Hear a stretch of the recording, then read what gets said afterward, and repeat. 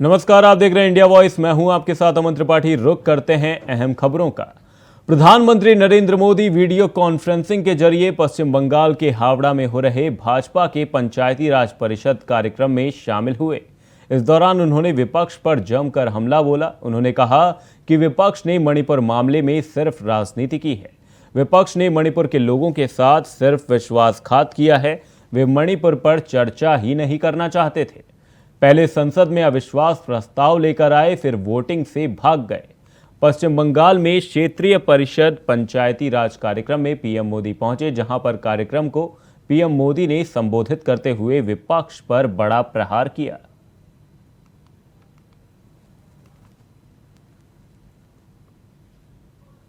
रुक करते हैं लखनऊ से आ रही अगली बड़ी खबर का। आपको बता दें, समाजवादी पार्टी लोकसभा चुनाव की तैयारियों को धार देने वाली है। इस वक्त की ये बड़ी खबर आपको बता रहे हैं लखनऊ से, जहां से समाजवादी पार्टी लोकसभा चुनाव की तैयारियों को धार देती हुई नजर आएगी। वहीं सपा अध्यक्ष अखिलेश यादव बुंदेलखंड का दौरा करने वाले हैं। आपको बता दें, सपा प्रमुख अखिलेश यादव लोक जागरण रथ लेकर बुंदेलखंड जाने वाले हैं, जहां पर सपा नेताओं और कार्यकर्ताओं को ट्रेनिंग दी जाएगी। वहीं जिलों में प्रशिक्षण शिविरों का आयोजन किया जाएगा, जहां पर कार्यकर्ताओं की ट्रेनिंग होगी। वहीं बांदा में 16 और 17 अगस्त को कार्यकर्ता सम्मेलन होगा। वहीं 19 और 20 अगस्त को फतेहपुर में प्रशिक्षण शिविर लगाया जाएगा। इस वक्त की ये बड़ी खबर लखनऊ से आपको बता रहे हैं, जहां पर लोकसभा चुनाव की तैयारियों में समाजवादी पार्टी जुट गई है, जिसके तहत बुंदेलखंड का दौरा समाजवादी पार्टी के प्रमुख अखिलेश यादव करने वाले हैं। लोक जागरण रथ लेकर अखिलेश यादव बुंदेलखंड जाएंगे। 19 और 20 अगस्त को फतेहपुर में प्रशिक्षण शिविर आयोजित किया जाएगा, जहां पर कार्यकर्ताओं को प्रशिक्षण दिया जाएगा।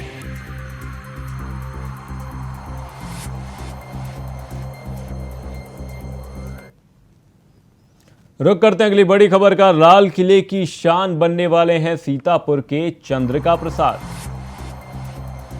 अब की बार लाल किले की शान बनेंगे सीतापुर के चंद्रिका प्रसाद। 15 अगस्त को लाल किले के विशिष्ट अतिथि के तौर पर उन्हें आमंत्रण भेजा गया है। आपको बता दें, देश भर से 50 और यूपी से 3 श्रमिक आमंत्रित किए गए हैं। अब की बार अलग तरीके से स्वतंत्रता दिवस का कार्यक्रम आयोजित किया जाएगा। आपको बता दें, देश भर से 50 और यूपी से 3 श्रमिक आमंत्रित किए गए हैं। वहीं सीतापुर से चंद्रिका प्रसाद को आमंत्रित किया गया है। सीतापुर जनपद के लिए यह गौरव का विषय है। आपको बता दें, पंचायत बर्मी के रहने वाले श्रमिक हैं चंद्रिका प्रसाद, जिन्हें सीतापुर से आमंत्रित किया गया है। 15 अगस्त को लाल किले पर होने वाले कार्यक्रम के विशिष्ट अतिथि बनने वाले हैं चंद्रिका प्रसाद। आपको बता दें, देश भर से 50 और यूपी से 3 श्रमिक आमंत्रित किए गए हैं। अब की बार लाल किले पर होने वाले स्वतंत्रता दिवस के कार्यक्रम को लेकर अलग इंतजाम किए गए।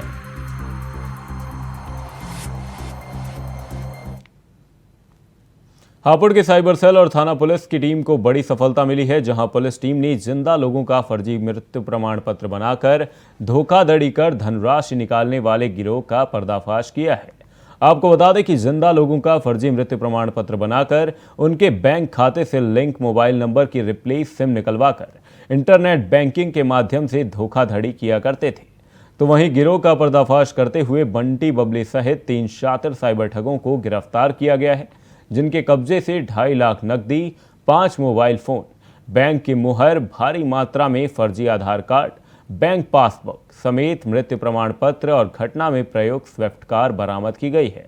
तो वहीं एसपी ने बताया कि हापुड़ के रहने वाले भगीरथ का भी मृत्यु प्रमाण पत्र बनाकर ये लोग डुप्लीकेट सिम निकलवाने का प्रयास कर रहे थे, जिसके बाद पीड़ित की शिकायत पर हापुड़ की साइबर सेल टीम ने इन लोगों को गिरफ्तार कर इनके पूरे नेटवर्क का भंडाफोड़ किया है। खबर हापुड़ से सामने, जहां पर पुलिस टीम को एक बड़ी सफलता मिलती हुई नजर आई है। 3 शातिर साइबर ठगों को पुलिस ने गिरफ्तार किया है।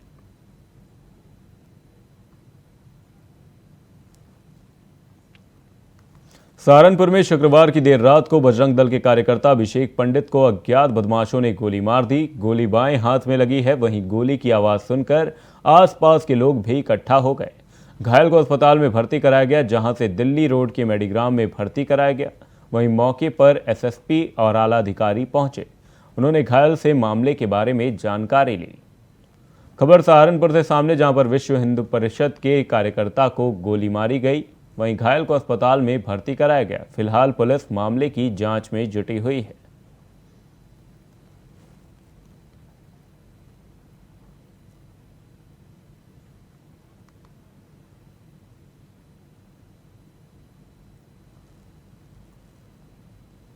सिद्धार्थनगर के लक्ष्मणपुर गांव में सर्पदंश से 16 वर्षीय नाबालिग बच्चे की मौत हो गई। बता दें कि घर में सो रहे बच्चे को सांप ने काट लिया था, जिस वजह से अस्पताल ले जाते समय बच्चे की मौत हो गई। तो वहीं बच्चे की मौत के बाद परिजनों में कोहराम का माहौल देखा गया। खबर सिद्धार्थनगर से सामने, जहां पर 16 वर्षीय नाबालिग बच्चे की मौत हो गई। बच्चे की मौत सांप के डसने से हुई। आपको बता दें, घर में सो रहे बच्चे को सांप ने काट लिया था। वहीं अस्पताल ले जाते समय बच्चे की मौत हो गई और परिजनों में इस वक्त शोक का माहौल है।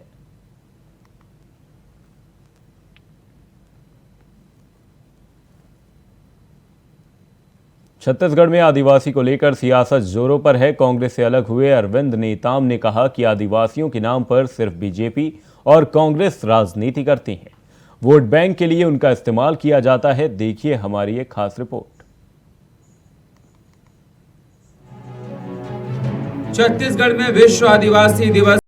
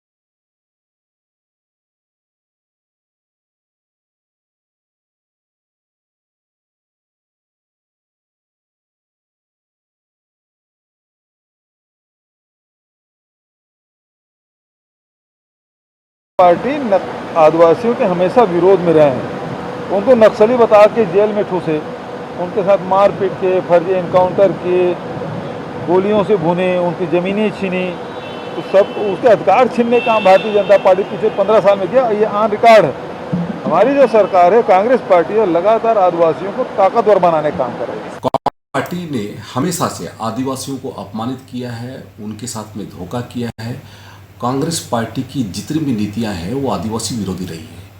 आज कांग्रेस पार्टी के वरिष्ठ नेता माननीय श्री अरविंद नेताम जी ने कांग्रेस पार्टी को छोड़ा है, जो इस बात को प्रमाणित करता है कि कांग्रेस पार्टी किस तरीके से छत्तीसगढ़ में आदिवासियों के साथ में धोखा देने का काम कर रही है। चाहे वो शिक्षा का मामला हो, चाहे वो स्वास्थ्य का मामला हो, चाहे वो रोजगार का मामला हो, ऐसे अनेकों मामला जिन पर आज कांग्रेस ने हमारे आदिवासी समाज के साथ में छल किया है। पूर्व केंद्रीय मंत्री अरविंद नेताम के इस्तीफे के बाद सियासत छिड़ी है। अरविंद नेताम ने बीजेपी कांग्रेस दोनों पर आदिवासी के लिए काम न करने के आरोप लगाए हैं। अब देखना होगा आदिवासी के नाम पर कौन काम कर रहा है और कौन सियासत कर रहा है। ये तो देखने वाली बात होगी। Bureau report, India voice, Raipur. Hemant Soren सरकार ने आदिवासी दिवस मनाया, मगर विपक्ष को रास नहीं आया। जी हां, झारखंड बीजेपी प्रदेश अध्यक्ष बाबूलाल मरांडी ने राज्य की हेमंत सरकार पर आदिवासियों के नाम पर सियासत का इल्जाम लगाया है। देखिए हमारी एक खास रिपोर्ट। विश्व आदिवासी दिवस के मौके पर सोरेन सरकार आदिवासियों के हक, हकूक और मान के लिए जिस आयोजन को ऐतिहासिक बनाने का दावा कर रही है, तो वहीं अब इस योजना पर सियासत भी हावी हो रही है, क्योंकि विपक्ष कटाक्ष कर रहा ये कार्यक्रम आदिवासियों के नाम पर मनाया गया, मगर ये सोरेन राज परिवार दिवस था। क्योंकि पोस्टर बैनर में राज्य की महान विभूतियों को होना चाहिए था, मगर कोई था तो फिर सोरेन राज परिवार या विपक्ष सियासी तीर छोड़ रहा है।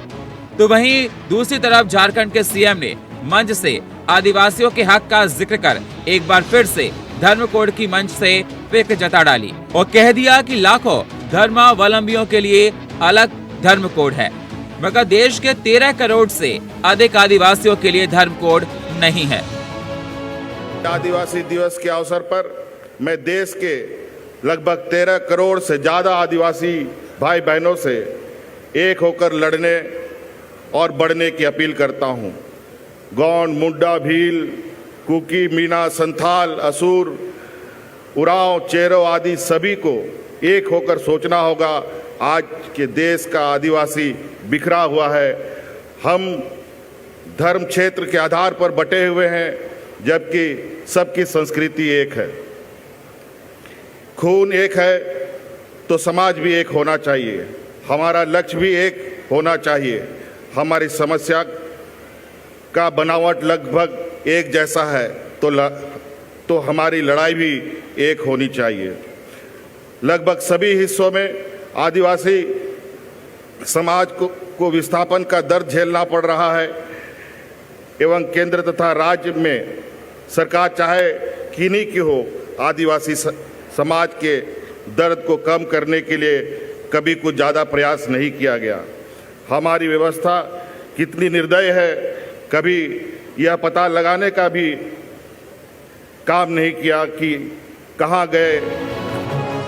जहां एक तरफ इस कार्यक्रम पर विपक्ष ये कहते हुए तंज कस रहा है कि आज के दिन सरकार को धरती पुत्रों के और आदिवासी समाज के लिए किए गए कार्यों से राज्य की जनता को बताना चाहिए था, मगर सरकार सिर्फ एक परिवार, एक व्यक्ति के बारे में बताने का मशगूल है। तो वहीं दूसरी तरफ आदिवासी महोत्सव के आखिरी दिन मुख्यमंत्री हेमंत सोरेन ने आदिवासिता एक जीवन शैली की परिचर्चा के दौरान कही अहम बातें। इस परिचर्चा में मुख्यमंत्री हेमंत सोरेन ने कहा कि मुझे इस बात का गर्व है कि मैं एक आदिवासी मुख्यमंत्री हूं। आज देश की 125 करोड़ की आबादी में 13 करोड़ आदिवासी है। इन आदिवासियों की आइडेंटिटी बरकरार रखने के लिए मैं प्रतिबद्ध हूं। साफ है कि सरकार आदिवासियों के हक हकूक और सरना कोड का जिक्र एक बड़ा सियासी संदेश इस मंच के जरिए देना चाहती थी, मगर क्या वो सियासी संदेश देने में कामयाब हुई? Bureau report, India voice, Ranchi. Uttarakhand की बागेश्वर विधानसभा सीट पर होने वाले उपचुनाव की तारीख का ऐलान हो चुका है, जिसमें 10 अगस्त से चुनाव की आचार संहिता भी लागू हो जाएगी। इस उपचुनाव के लिए कांग्रेस से लेकर बीजेपी तक सभी अपनी कमर कस चुके हैं और जीत का दावा करने में जुट गए हैं। बागेश्वर उपचुनाव पर देखिए हमारी एक खास रिपोर्ट।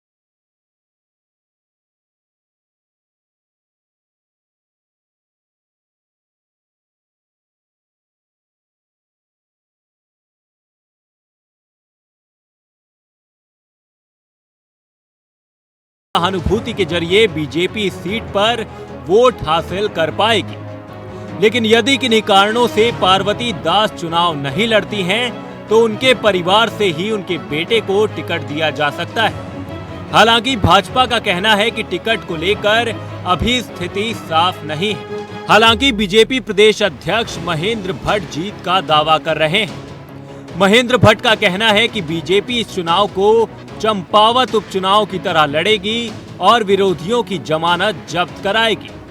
चुनाव के लिए बीजेपी संगठन हमेशा तैयार रहता है। भारतीय जनता पार्टी बागेश्वर उपचुनाव के लिए तैयार है।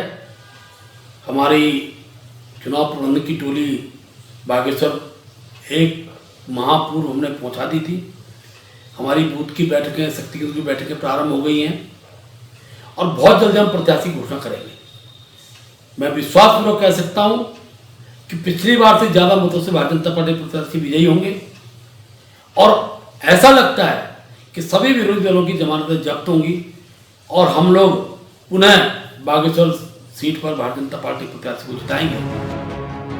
वहीं इसको लेकर मुख्यमंत्री पुष्कर सिंह धामी ने कहा कि इस चुनाव को शांतिपूर्ण तरीके से संपन्न करने के लिए सरकार तैयार है और सरकार की तरफ से चुनाव को लेकर पूरी तैयारी की जा चुकी है। नहीं, वो पहले से चूंकि एक्सपेक्टेड ही था कि चुनाव होना है, इसलिए सारी तैयारियां पूरी हैं प्रशासन की तरफ से भी और मैं समझता हूं पार्टियों की तरफ से भी। वहीं दूसरी तरफ कांग्रेस का कहना है कि वो अपनी पुरानी गलतियों को नहीं दोहराएंगे। बागेश्वर उपचुनाव के लिए जल्द ही प्रत्याशियों का ऐलान किया जाएगा। बीजेपी में अंतर्द्वंद चल रहा है, जिस कारण इस बार कांग्रेस जीत हासिल करेगी। नहीं, कांग्रेस को पता था, ये अपेक्षित था कि बागेश्वर के उपचुनाव कभी भी घोषित हो सकते हैं। इस वजह से हम अपनी पूरी तैयारी करके बैठे थे। 3 नामों का पैनल वहाँ स्थानीय जनता ने और कार्यकर्ताओं ने यहाँ बताया है शीर्ष नेतृत्व को। अब उन 3 नामों पर आखिरी मुहर लगना बाकी है। शीर्ष नेतृत्व जो प्रादेशिक हमारा है और जो राष्ट्रीय है, वो आपस में कम्युनिकेट करके उन तीनों में से एक के नाम पर मुहर लगाएंगे और पूरी रूपरेखा बनाई जाएगी, रणनीति बनाई जाएगी और सबसे पहले आपके सम्मुख रखी जाएगी। बागेश्वर को लेकर सभी दल जीत का दावा कर रहे हैं। हालांकि बागेश्वर का रण कौन फतह करता है, किसको जनता अपना प्रतिनिधि चुनती है, किसके सिरमौर सस्ता है और कौन बागेश्वर से विधानसभा पहुंचता है, ये तो अब आने वाले चुनावी नतीजे ही बताएंगे। अभय कैंटुरा, इंडिया वॉइस, देहरादून।